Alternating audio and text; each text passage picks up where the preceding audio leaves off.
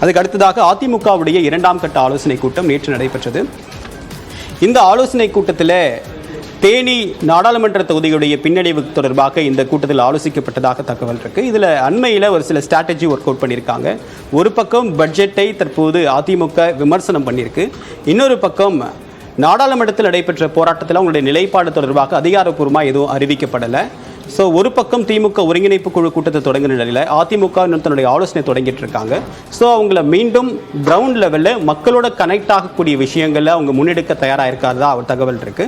So திண்ணை பிரச்சாரத்தை நம்ம முன்னெடுக்கலாம், என்னென்ன நலத்திட்டங்கள் நம்மளுடைய ஆட்சி காலத்தில் மேற்கொள்ளப்பட்டது அப்படின்றத தொடர்ந்து மக்கள்கிட்ட கொண்டு போய் சொல்லலாம். இந்த ஆட்சி காலத்தில் அண்மையில் உயர்த்தப்பட்ட மின்கட்டண மாதிரியான விஷயங்களில் தொடர்ந்து போராட்ட காலத்தில் அதிமுக அதை முன்வைச்சிட்டு இருக்காங்க. அதே மாதிரி கள்ளக்குறிச்சி சம்பவத்தையும் அதிமுக முன்வைத்து போராட்டத்தில் ஈடுபட்டாங்க. இந்த மாதிரி விஷயங்களை முன்னெடுக்கிறது மூலமாக மீண்டும் ஒரு மக்களோட கனெக்ட் ஆகக்கூடிய அணுகுமுறையை அதிமுக தொடர்ந்து மேற்கொள்ள இருக்கு.